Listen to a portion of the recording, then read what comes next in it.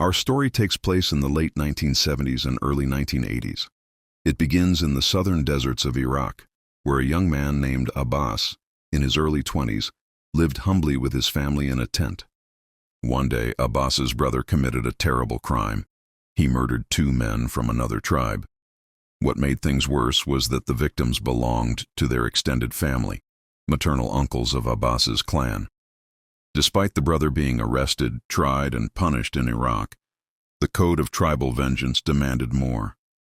In that world, justice wasn't just legal, it was blood for blood.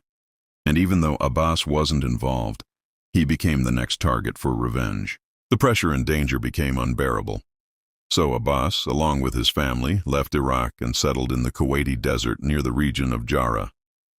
He found a job taking care of horses and slowly rebuilt a quiet life.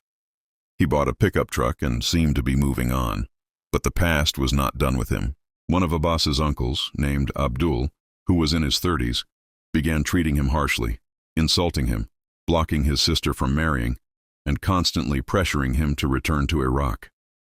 The reason? Abdul claimed that Abbas's presence endangered the whole family, as tribal enemies might still be seeking revenge. Abbas grew suspicious. He began to believe that Abdul wanted to hand him over to the victims' relatives as a blood offering. His paranoia deepened when the Kuwaiti authorities announced a crackdown. Any desert dwellers without proof of residency would be deported. Abdul used this as an opportunity. He told Abbas, "It's time. Let's go back to Iraq. I'll protect you and help you make peace with the victim's family." Abbas, feeling cornered, resigned from his job, sold his truck, and moved closer to the Iraqi border, waiting for Abdul to travel with him. But days passed and Abdul never showed up.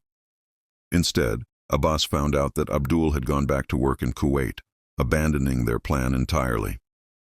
That's when Abbas snapped. He believed Abdul was deceiving him, luring him into a trap to be killed in Iraq. Fueled by fear and betrayal, Abbas retrieved a hidden pistol and tucked it beneath his truck seat. On the evening of September 22, 1985, Abbas drove to his uncle's tent under the pretense of a friendly visit. They drank tea. Abdul, unaware of any danger, laughed and talked with his nephew. At 8 p.m., Abbas said his goodbyes and left, but he didn't go far. He parked his truck a couple of kilometers away and waited, smoking cigarettes and watching the night fall. At midnight, under the light of the stars, he crept back toward the tent. Abdul was fast asleep, unaware. Abbas entered the tent silently, aimed the gun at his uncle's head and fired 2 bullets. Then he fled into the night. He buried the gun under his own tent and acted like nothing had happened. At 6 a.m., Abdul's sister came to wake him and found him lying in a pool of blood.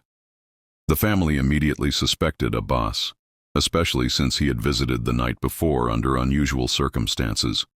He was arrested later that day while trying to sell his truck and flee Kuwait. At first, Abbas denied everything, but under interrogation, he confessed, claiming he had acted to protect himself and his family from betrayal. He said his uncle wanted to sacrifice him to settle an old tribal score. The case went to court. Despite his lawyer's request for a psychological evaluation, the final medical report stated that Abbas was mentally sound and fully responsible for his actions. He was sentenced to death by hanging. Abbas spent his final years in prison tormented by guilt. Inmates said he often spoke of his uncle visiting him in nightmares, haunting him every night.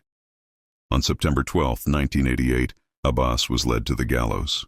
He was pale as he faced the noose, and when the order was given, he was hanged, executed not for what he did, but for what he believed might happen.